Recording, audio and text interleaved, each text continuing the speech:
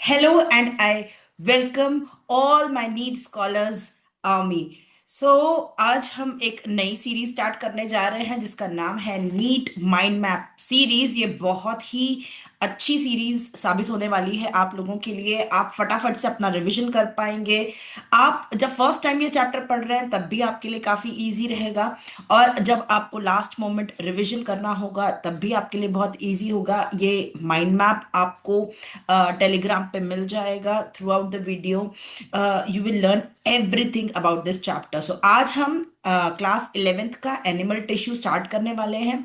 Animal tissue is not in NCERT now, पर फिर भी इसमें से एक या दो या तीन क्वेश्चंस फिर भी बन जाते हैं, बिकॉज जो बेसिक है एनिमल टिश्यूज का वो यहीं पे आपको पढ़ने को मिलता है। इसीलिए ये चैप्टर इंपॉर्टेंट है, बट इसको हमें सुपरफिशियली पढ़ना है, बहुत ज्यादा डेप्थ में अभी नहीं पढ़ना है। So let us start the mind map now. Okay, so this is the mind map of animal tissue.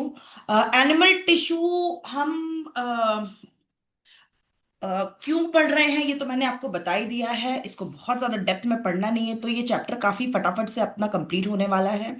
इस ही वीडियो में ये चैप्टर कंप्लीट हो जाएगा, and then you can revise it later on through the PDF which I will be sharing on Telegram पे। आप फटाफट से सबसे पहले मेरा चैनल ज्वाइन कर लिया, अभी मैंने नया स्टार्ट किया है, Neha science for scholars. Okay, so you can join that and you can get the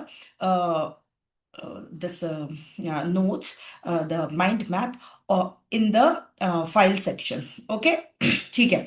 चलो, अब सबसे पहले तो who coined the term animal tissue?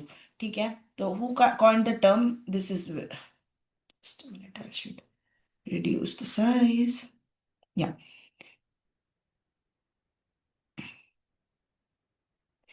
सो बिचट ने किया था, और इन्हें बोलते हैं फादर ऑफ मॉडर्न हिस्टोलॉजी। ये एक सिंपल सा क्वेश्चन है, हो सकता है बन जाए, हो सकता है ना बने। So this is not very important, but आपको पता होना चाहिए, because will be starting the whole chapter and he was the person who coined the term. Okay, चलिए अब टाइप्स क्या क्या है एनिमल टिश्यूज के जिसे हमें पढ़ना है। वो है animal epithelial tissue, connective tissue, muscular tissue और नर्वस टिश्यू। ठीक है, एपिथेलियल टिश्यू कि सबके पहले ओरिजिन हम लोग समझ लेते हैं, और ये ओरिजिन याद रखना बहुत जरूरी। Let me have some. Origin याद रखना बहुत जरूरी है, क्योंकि ये ओरिजिन हमें आ सकता है। ठीक है, तो एपिथेलियल टिश्यूज जो होते हैं उसका एक्टोडर्मल, मेसोडर्मल और एंडोडर्मल तीनों ओरिजिन हो सकते हैं। एक्टोडर्मल में हो गया स्किन, मीजोडर्मल में हो गया बॉडी कैविटीज, और एंडोडर्मल में हो गया बॉडी वेसल्स। ठीक है, इसको और फिर से बड़ा कर देती तो अच्छे से दिखेगा। Okay, now second is connective tissue. Connective tissue mesodermal होता है, मस्कुलर मीजोडर्मल होता है, और नर्वस एक्टोडर्मल होता है। तो ये आप एक बार अच्छे से याद कर लीजिए। मस्कुलर से तो आपको याद रहेगा कि एम एम दोनों मीजोडर्मल है। कनेक्टिव टिश्यू मीजोडर्मल होता है, ये आपको याद करना पड़ेगा। एपिथेलियल सब कुछ होता है, और नर्वस टिश्यू एक्टोडर्मल होता है। Got it? Now let us start with epithelial tissue. ठीक है, ये सबसे बड़ा है, इसमें काफी सारी चीजें हैं समझने के लिए। फिर मस्कुलर और नर्वस तो बहुत छोटा छोटा सा। सबसे पहले कैरेक्टरिस्टिक्स। तो इसमें क्या होता है, सबसे इंपॉर्टेंट चीज की ये जो ऊपर ऊपर की जो लेयर होती है, पतली सी जो लेयर होती है, that is called epithelial tissue. अभी पतली और मोटी दोनों हो सकती है, इसलिए मैं पतली हम जनरलाइज नहीं कर सकते हैं। अभी हम आगे पढ़ते जाते हैं और फटाफट समझते जाते हैं। हाई कैपेसिटी ऑफ रीजनरेशन, ये फटाफट से रीजनरेट होती है। डिवॉइड ऑफ वेसल्स, इसमें कोई ब्लड वेसल्स का सप्लाई नहीं होता है। वेरी लो इंटरसेलुलर स्पेसेस, बहुत पास पास चिपकी हुई सेल्स होती हैं एपिथेलियल टिश्यूज की। ठीक है, नाउ सिंपल दो टाइप की होती हैं एपिथेलियल टिश्यूज, एक होती है सिंपल, एक होती है कंपाउंड। ठीक है, तो अभी सबसे पहले हम पढ़ते हैं simple tissues, simple epithelial tissue. ठीक है, अब सबको पहले मैं अंदर कर देती हूँ, अदरवाइज इतना सारा देख के ना आप बेहोश हो जाओगे। एक एक पढ़ते जाएंगे, समझते जाएंगे, तो आपको इजी लगेगा। ठीक है, ओके। सो सबसे पहले स्क्वैमस, फिर क्यूबॉइडल, फिर कॉलमनर, फिर स्यूडो स्ट्रेटिफाइड और फिर ग्लैंडुलर। ठीक है, तो जो स्क्वैमस है, स्क्वैमस में it allows exchange of molecules. सबसे इंपॉर्टेंट है कि स्क्वैमस जो होता है एक्सचेंज ऑफ मॉलिक्यूल्स। अगर मॉलिक्यूल्स गैसेस है तो उसका एग्जांपल है एल्वियोलाई। लंग्स में जो एल्वियोलाई होता है उसमें एक पतली सी लेयर होगी, तभी तो जाके गैस इधर से उधर हो पाएगी, इसीलिए वहां पे एपिथेलियल स्क्वैमस टिश्यूज होते हैं। ठीक है, फिर फिल्ट्रेशन में बोमन्स कैप्सूल है ना, हमारी किडनी में होता है ये। उसके बाद एक्सचेंज ऑफ न्यूट्रिएंट्स की बात करें तो अपनी ब्लड कैपिलरीज जो होती है उसमें एक्सचेंज ऑफ न्यूट्रिएंट्स होता है और गैसेस भी होती है। तो जब भी एल्वेलाई और ब्लड कैपिलरीज के बीच में गैसेस का एक्सचेंज हो रहा है, या सेल्स और कैपिलरीज के बीच में न्यूट्रिएंट्स का एक्सचेंज हो रहा है, या गैसेस का एक्सचेंज हो रहा है, तो पतली सी लेयर होनी चाहिए बीच में। तो वो पतली सी लेयर किसकी होती है? एपिथेलियल टिश्यू की। और उसका जो जो फॉर्म है वो है स्क्वैमस एपिथेलियल टिश्यू, जो एक सिंपल एपिथेलियल टिश्यू होता है, कंपाउंड नहीं होता है। क्योंकि जो सिंपल होती है ना उसमें पतली सी लेयर होती है हमेशा, और कंपाउंड में बहुत सारी लेयर्स होती हैं। तो जो सिंपल लेयर होता है ना, जो सिंपल एपिथेलियल टिश्यू होता है वो एक्सचेंज के काम में आती है, क्योंकि एक पतली सी लेयर है।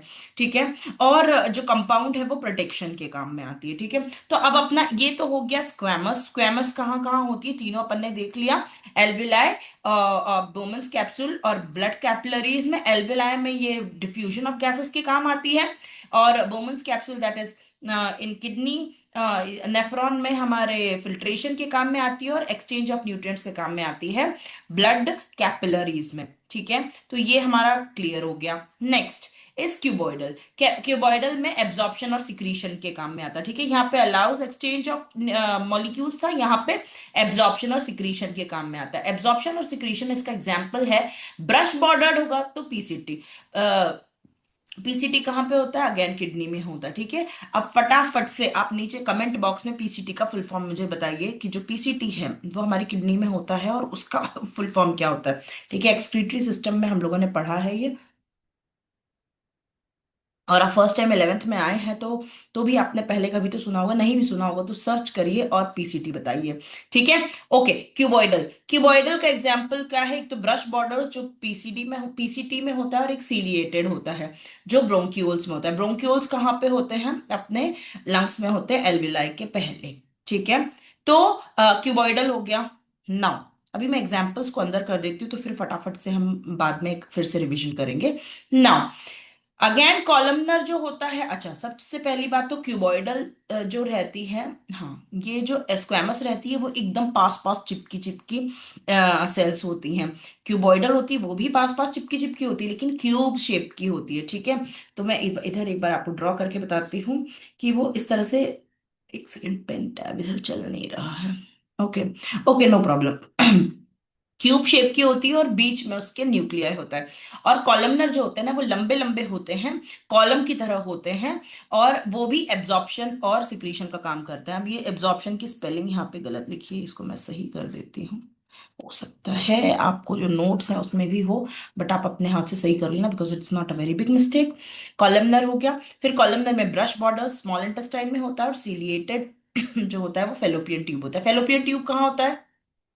It is a part of female reproductive organ. Okay, ठीक है, तो अभी ये सारी चीजें आपको पता होनी चाहिए। पहली बात तो अभी आगे पढ़ते पढ़ते आपको सारी चीजें पता चली ही जाएंगी, तो इतनी प्रॉब्लम नहीं अगर आप फर्स्ट टाइम पढ़ रहे हो तो भी। बट एनिमल टिश्यू का इतना तो आपको पढ़ के जाना ही चाहिए, ताकि एक या दो क्वेश्चंस आपके बन जाए नीट के। Got it?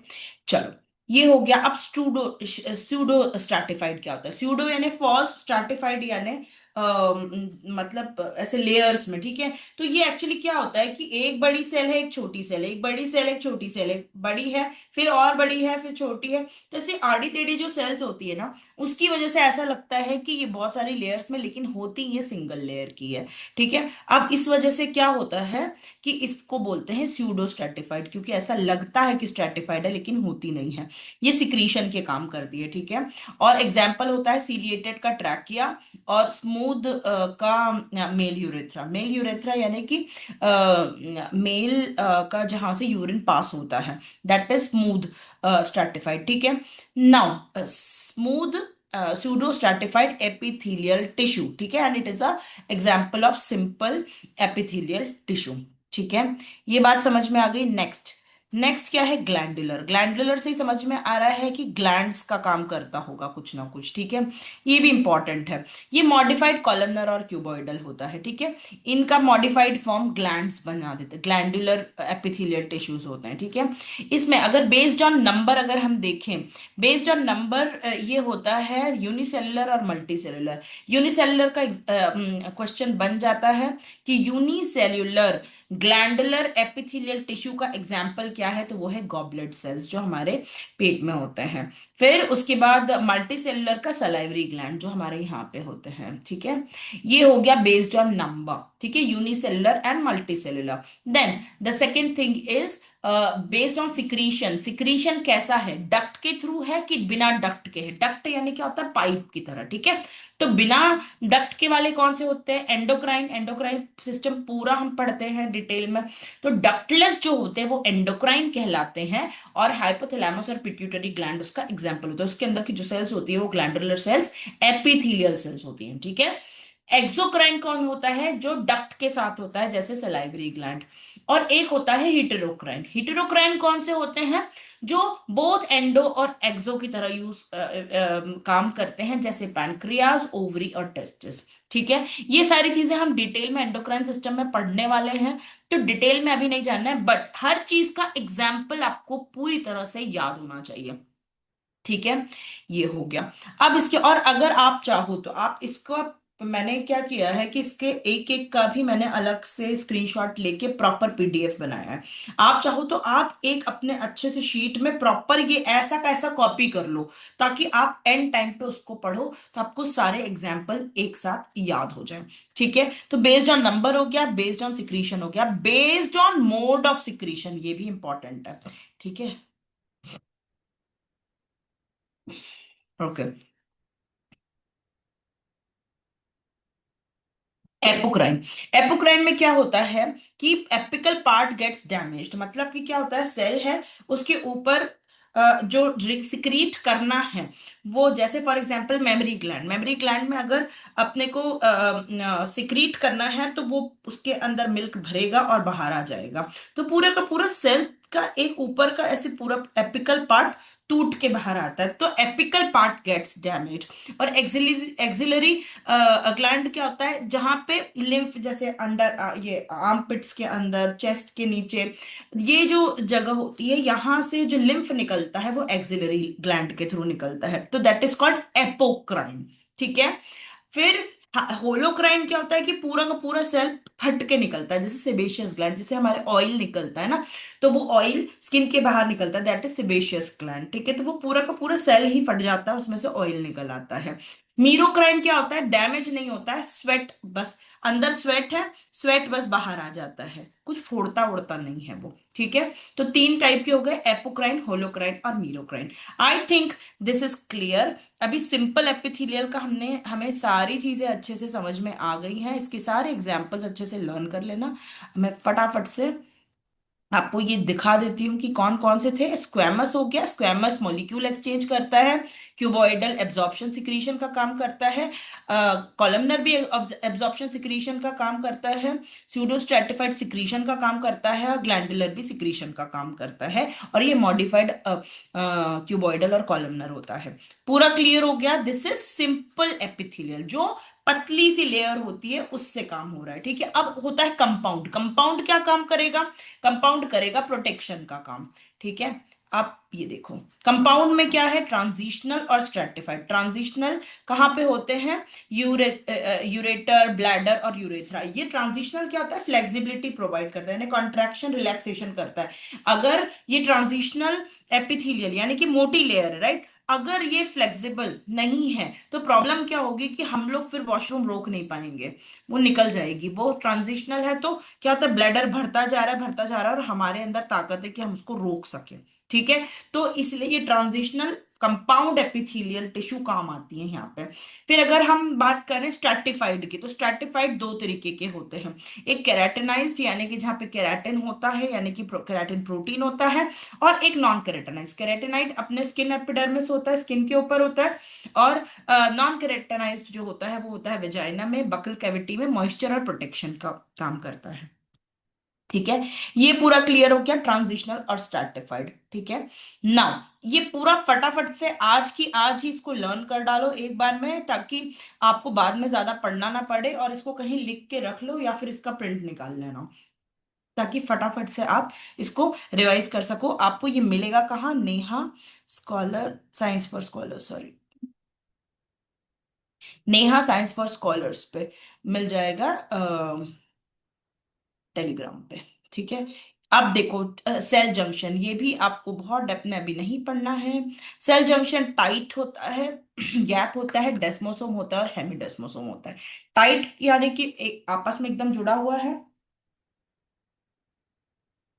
और ये क्या करता है? प्रिवेंट लीकेज, क्योंकि ये एकदम से आपस में फंसा हुआ है, इसलिए लीकेज प्रोवाइड प्रिवेंट करता है।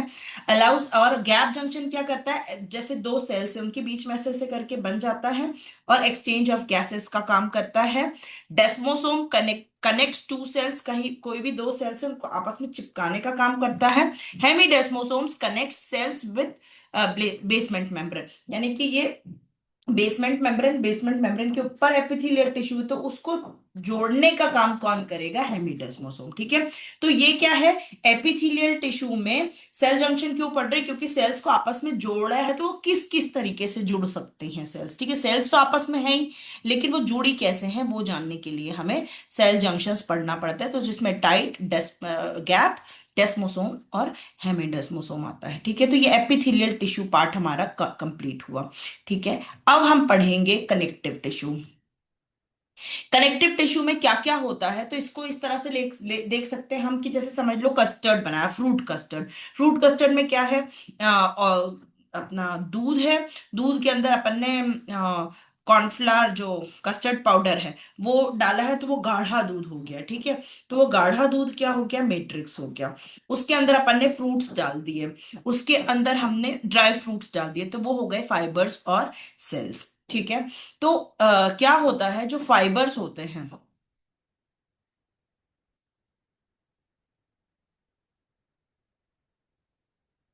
एक मिनट, हाँ, जो फाइबर्स होते हैं वो दो तरीके के हो सकते हैं, दो तरीके के, कोलेजन या फिर इलास्टिन। अब कोलेजन और इलास्टिन में फर्क क्या है? हाथों हाथ यहीं की यहीं देख लेते हैं। कोलेजन में कोलेजन प्रोटीन होता है, इसमें इलास्टिन प्रोटीन होता है। ये इन इलास्टिक होता है, और ये इलास्टिक होता है क्योंकि ये इलास्टिन है तो इलास्टिक होगा। ये व्हाइट कलर का होता है, ये येलो कलर का होता है। इसमें ब्रांचिंग नहीं होती है, इसमें ब्रांचिंग होती है। ये बहुत पावरफुल होता है और ये डेलिकेट होता है, ये टूट जाता है, इलास्टिक टूट जाता है ना, ज्यादा रबर बैंड को खींचो तो टूट जाता है। तो उस तरह से हम याद कर सकते हैं। तो ये दोनों के एग्जाम्पल, ये दोनों के डिफरेंसेस आपको बस पता होना चाहिए कि कौन सा प्रोटीन है, कलर क्या है, इलास्टिक है कि नॉन इलास्टिक है, पावरफुल है कि डेलिकेट है, ब्रांचिंग है कि नहीं है। तो ये तो हो गया फाइबर की बात। अब आ गई अपनी अभी क्या था? अब अपना था जो दूध है, मैट्रिक्स। मैट्रिक्स होता है ग्राउंड सब्सटेंस, इसी के अंदर सब कुछ होता है। तो उसमें हाइलोरोनिक एसिड और ग्लाइकोप्रोटीन होता है, और सेल्स और फाइबर्स उसके अंदर होते हैं। ठीक है, जो हमने फ्रूट्स और ड्राई फ्रूट्स डाले हैं वो सब किसके अंदर होंगे? दूध के अंदर। तो वो दूध क्या है? मैट्रिक्स है, जिसके अंदर हाइलोरोनिक एसिड और ग्लाइकोप्रोटीन है, जिसके अंदर हमारा कस्टर्ड पाउडर और शक्कर डली हुई है। ठीक है, चलो, अब हो गया सेल्स। सेल्स कितने टाइप की होती हैं? एक तो मास्ट सेल्स होती हैं, ठीक है, एडिपोस सेल्स होती है, मैक्रोफेजेस, प्लाज्मा सेल्स और फाइब्रोब्लास्ट। मास्ट सेल्स क्या होती हैं? उसमें तीन तरीके की मास्ट सेल्स होती है, या तो हेपेरिन, या सीरोटोनिन, या हिस्टामिन। जो हेपेरिन होता है वो एंटी कोगुलेंट का काम करता है। कोगुलेशन होता है ना, कोगुलेशन मतलब कि ब्लड ऐसे लंप ना बन जाए, तो उसके एंटी कोगुलेंट के लिए काम करता है। एक होता है सीरोटोनिन, जो वैसो कॉन्ट्रिक्टर होता है, मतलब कि वेसल्स को कॉन्ट्रैक्ट करने के काम आता है, क्योंकि कहीं पे अगर बहुत तेजी से भेजना है तो वेसल वेसल्स को, मतलब ब्लड वेसल्स को कॉन्ट्रैक्ट करना पड़ेगा। और हिस्टामिन वेसोडाइलेटर होता है, जहाँ पे जिस तरफ जाना है वहां पे खोलने के काम में आता है, ठीक है। तो हेपेरिन, सेरोटोनिन और हिस्टामिन, ये तीनों हो गए। नेक्स्ट है adipose tissue. Adipose tissues fat storing, जो हमारे जो हम मोटे हो जाते हैं ना, तो वो कौन सी सेल्स की वजह से होता है, कौन है कल्प्रिट, वो है एडिपोज टिश्यूज। तो एडिपोज टिश्यूज में फैट स्टोरिंग सेल्स होती हैं।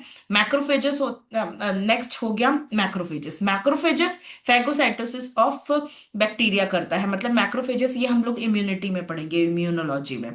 तो ये क्या होता है, फैगोसाइटोसिस ऑफ बैक्टीरिया, यानी कोई भी बैक्टीरिया आ गया तो उसको खा के उसको खत्म कर देना, तो वो मैक्रोफेजेस का काम है, मतलब कि ये हमारे इम्यून सिस्टम को एक्टिवेट कर देता है। नेक्स्ट है प्लाज्मा सेल्स। प्लाज्मा सेल्स जो होता है वो secrete antibodies and B cells. Antibodies जो होती हैं वो सिक्रीट करता है बी सेल्स, ये सारे इम्यूनिटी के काम में आते हैं, इम्यूनोलॉजी में पढ़ते हैं हम लोग। फाइब्रोब्लास्ट क्या होता है, सिक्रीट मैट्रिक्स एंड फाइबर। जो ऊपर मैट्रिक्स और फाइबर था उसको सिक्रीट कौन करता है, फाइब्रोब्लास्ट करता है, ठीक है। ठीक है, चलो, आई थिंक दिस इज गुड। अब ये तो हो गया कनेक्टिव टिश्यू में होता क्या क्या है। तो कनेक्टिव टिश्यू में कस्टर्ड होता है, सेल्स, मैट्रिक्स एंड फाइबर्स, ठीक है। अब चलो, अब कनेक्टिव टिश्यू के ये इनको अंदर कर दो, नहीं तो ये इनको देख के बेहोशी आ जाएगी आप लोगों को, ठीक है।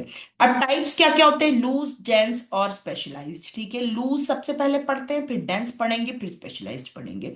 लूज में क्या होता है, लूज में दो टाइप का होता है, एक होता है एरियुलर और एक होता है एडिपोज, ठीक है। एरियुलर और एडिपोज। एरियुलर में क्या होता है कि बिटवीन स्किन, ये स्किन न है, स्किल नहीं है, जस्ट मिनट, ठीक है। बिटवीन स्किन और मसल, मसल और स्किन के बीच में ये होता है लेस फाइबर मोर मैट्रिक्स, इसके अंदर फाइबर कम होता है, मैट्रिक्स ज्यादा होता है, मैट्रिक्स। नाउ मोस्ट अबंडेंट, अगर ये क्वेश्चन बन जाता है मोस्ट अबंडेंट कनेक्टिव टिश्यू कौन सा होता है, तो वो एरियुलर होता है। Provide strength, elasticity and support, helps repair of tissue after injury. जब भी इंजरी होती है तो कौन ठीक करता है उसको, एरियुलर कनेक्टिव टिश्यू ठीक करता है। Present in substance subcutaneous layer around blood vessels and nerves, ठीक है। सबक्यूटेनियस यानी कि नीचे वाली layer, sorry, made of adipocytes that is fat cells, oh sorry, ये तो एडिपोस का पढ़ दिया मैंने, ठीक है। ये बात समझ में आ गया। तो एरियुलर टिश्यू का पूरा क्लियर हो गया आपको कि कहाँ कहाँ होती है, क्या क्या होता है। Most abundant connective tissue is the most important point here, okay. Next is adipose tissue.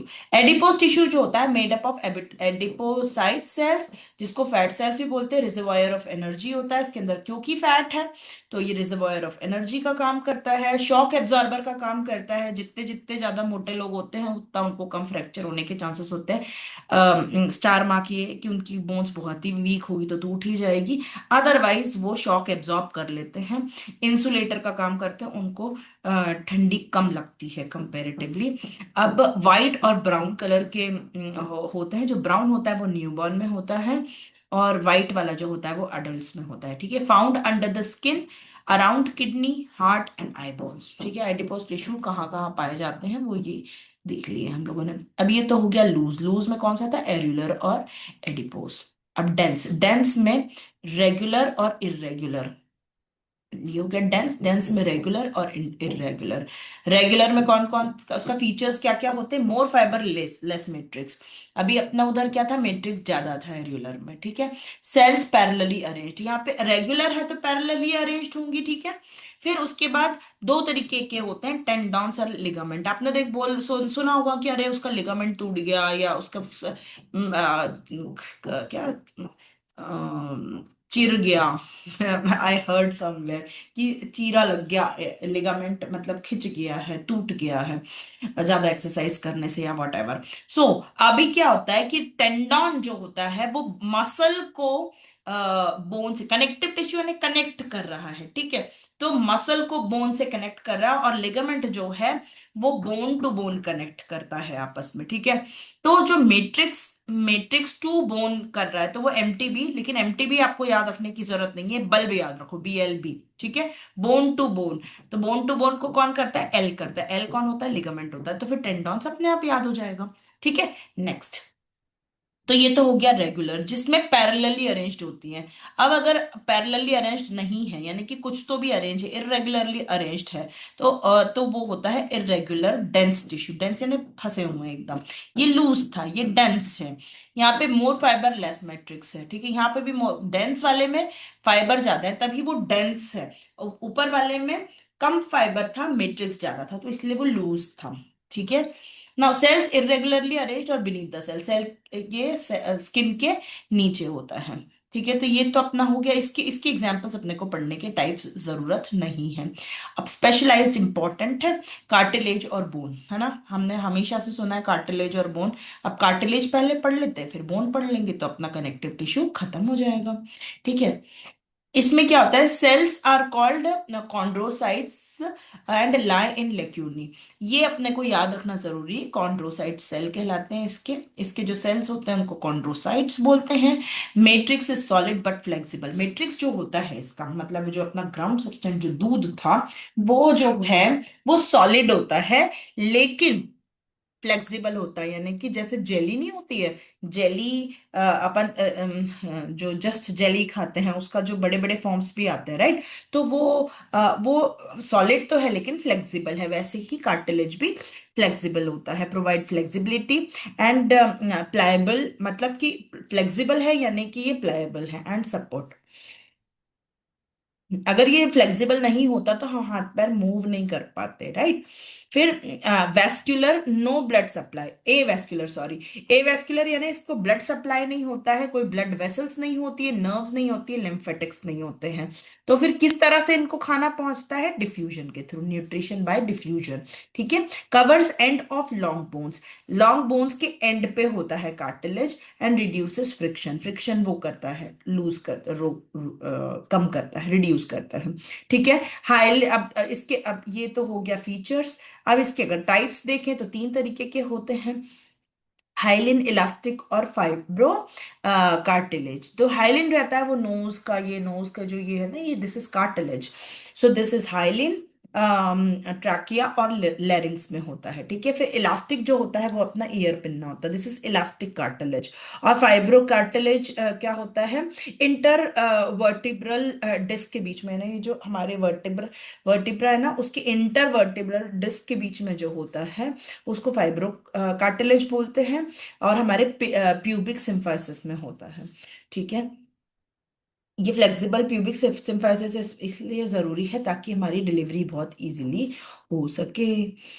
चलो, अब बोन्स हो गया, ठीक है। अभी कार्टिलेज तो था, वो तो फ्लेक्सिबल था, प्लायबल था, ठीक है। अब यहाँ पे नॉन प्लायबल है, नॉन फ्लेक्सिबल है। अगर बोन फ्लेक्सिबल होती तो हमारा हाथ सीधा नहीं रहता ना, टेढ़ा टेढ़ा होते चले जाता, ठीक है। तो वो चीज नहीं है, सीधी है, बोन्स एकदम कड़क सीधी लगी हुई है, तो वो नॉन फ्लेक्सिबल है। मैट्रिक्स हार्ड है, ऑफ कोर्स, हार्ड कार्टिलेज का भी था, लेकिन इसका जो मैट्रिक्स है वो प्लायबल भी, नॉन प्लायबल है, मतलब फ्लेक्सिबल नहीं है, ठीक है। सेल्स को ओस्टियोसाइट्स बोलते हैं, उस वहां पे कॉन्ड्रोसाइट्स बोलते थे, दोनों लेक्यूनी में होते हैं। Matrix has collagen fibre, matrix में कोलाजन फाइबर होता है, फाइबर का नाम भी अपने को याद रख लेना चाहिए। फिर provide support, protection and movement. Act है, एक्ट एज होना चाहिए, यहाँ हैज नहीं। मिनरल रिजर्वर, इसके अंदर बहुत सारे मिनरल्स होते हैं, जैसे अपना हो गया कैल्शियम, फास्फोरस, ये सारे हमारे बोन्स के अंदर रिजर्वायर की तरह काम कर रहा है, ठीक है। फिर side flood for blood formation, bone marrow, bone marrow में ब्लड फॉर्मेशन होती है, ठीक है। अभी देखते हैं अपन वो भी कहाँ होती, क्या होती, वो भी पता चलेगा। तीन पार्ट्स हो गए, ठीक है। एक होता, देखो इस तरह से बोन होती है, एक मतलब ये ऐसे करके ऐसी होती है। और फिर एक, एक्चुअली क्या मेरा पेन टैब इस पे चल नहीं रहा है, नहीं तो मैं आपको करके दिखाती कि एक जैसे इसको आप फॉलो करो, ठीक है। एक ये दो दो ऐसी डंडियां हो गई, और इस तरह से बोन होती, ठीक है। जो बोन नहीं दिखाते हैं हमारे जो डॉगी को पकड़ाने के लिए, उस तरह की, तो जो एपिफाइसिस, जो दोनों तरफ के इस तरह के जो रीजन होते हैं वो एपिफाइसिस कहलाते हैं। जो इस तरह का होता है उसको शैफ्ट या डायफाइसिस बोलते हैं। ठीक है, अब इसकी जो कवरिंग होती है, यानी कि ऊपर की जो कवरिंग होती है उसको पेरियोस्टियम बोलते हैं, और जो अंदर का एक और कवरिंग होती है उसको एंडोस्टियम बोलते हैं। ठीक है। रेड बोन मैरो होता है, उसमें रेड बोन मैरो जो ऊपर वाले जो ये वाले हिस्से में होता है वो होम्योपोइसिस का काम आता है, ब्लड बनाने के काम में आता है। जो बीच का जो लंबा वाला ऐसा शाफ्ट होता है, वो शाफ्ट के अंदर येलो बोन मैरो होता है, वो फैट स्टोरेज के काम में आता है। ठीक है।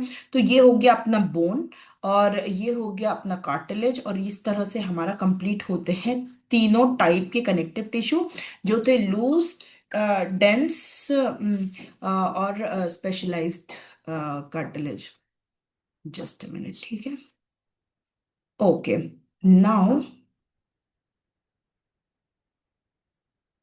okay, so now we have already completed epithelial and that. Where is muscle tissue? Yeah, so this is muscle tissue. Okay, so now what are the characteristics of muscle tissue? Just a minute.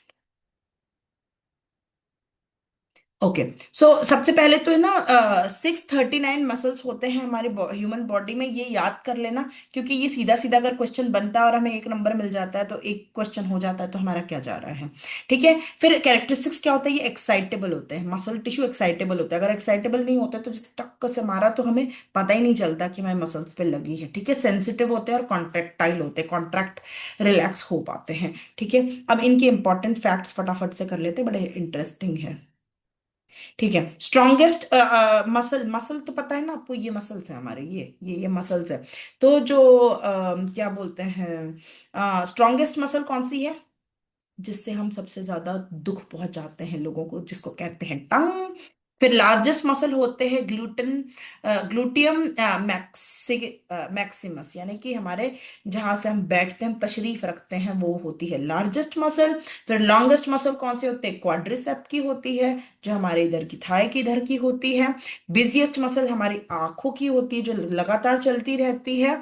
और smallest muscle होती है स्टेपेंडस की, जो हमारे कानों के अंदर होता है। ठीक है, ये बात समझ में आ गई। चलिए, अब टाइप्स क्या क्या होता है, स्केलेटल, स्मूथ और कार्डियक। ये अलग ही समझ में आ रहा है कि बोन से रिलेटेड है, ये अलग ही समझ में आ रहा है हार्ट से रिलेटेड है। स्मूथ जो होते हैं वो विसरल ऑर्गन्स, यानी जो अंदर के अपने ऑर्गन्स होते हैं उनसे रिलेटेड होता है।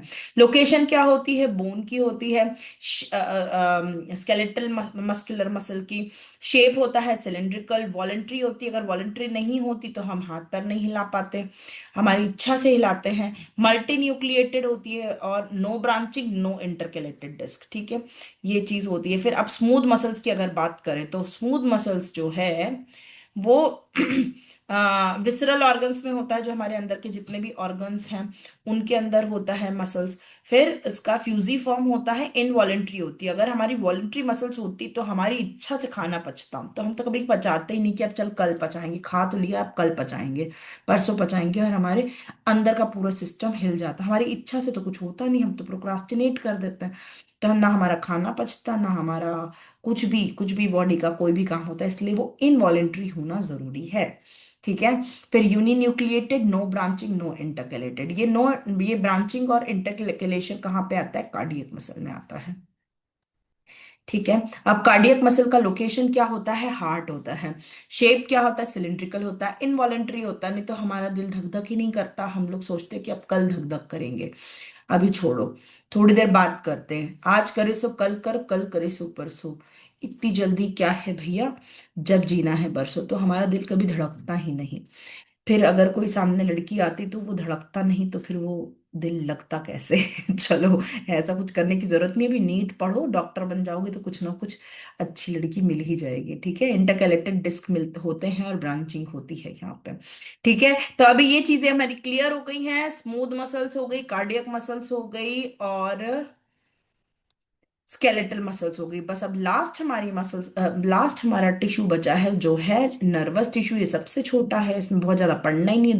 दो पार्ट से, न्यूरॉन्स हो गया, न्यूरो ग्लियल हो गया। जो न्यूरॉन्स होते हैं वो आपने पढ़ा हो ना, एक्सॉन और वो उसका वो पूरा अपन कंट्रोल एंड कोऑर्डिनेशन में पढ़ने वाले हैं। ये चैप्टर इसमें आप केवल एग्जाम्पल्स और थोड़ा थोड़ा मोटा मोटा सुपरफिशियल पढ़ने के लिए समझ लीजिए। ठीक है, फिर हम लोग डिटेल में वैसे भी सारे सिस्टम्स में पढ़ेंगे जब हम ह्यूमन फिजियोलॉजी पढ़ेंगे तब। ठीक है, न्यूरॉन्स क्या होता है? एक्साइटेबल होते हैं, do not show cell division. क्यों? क्योंकि उसके अंदर सेंट्रियोल नहीं होता है।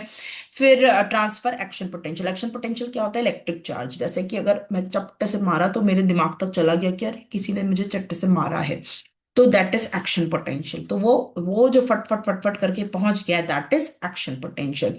ठीक है, नाउ न्यूरोग्लियल सेल्स क्या होते हैं? Supports and repair what? Neurons. Neurons को सपोर्ट करते हैं, उनको उनके पीछे भी तो कोई होना चाहिए ना भाई।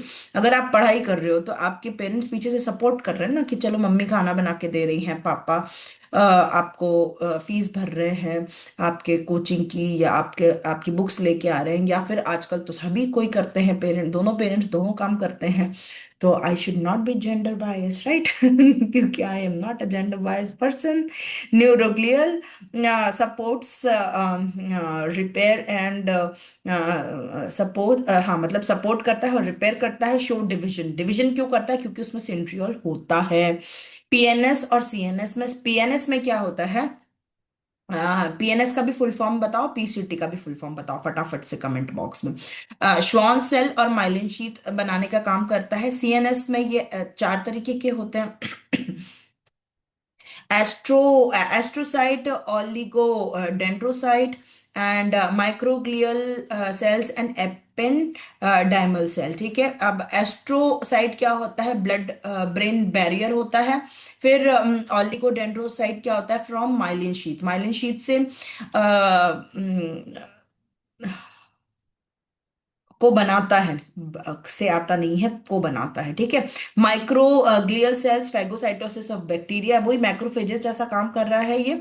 और एपिडर्मल सेल्स जो होते हैं वो सीलिएटेड और कॉलमनर होते हैं, और यहाँ पे सेरिब्रल स्पाइनल फ्लूइड बनाने का काम करते हैं। ठीक है, I think this whole chapter is clear to you. और पढ़ना केवल इतना है, ये पूरा याद समझने और याद रखने वाला चैप्टर है।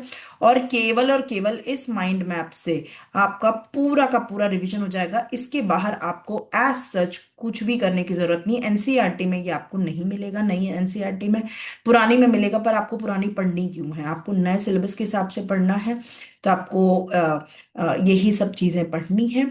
और इसका जो नोट्स है वो आपको नेहा साइंस फॉर स्कॉलर्स में मिल जाएगा टेलीग्राम के ऊपर। So go and join that channel.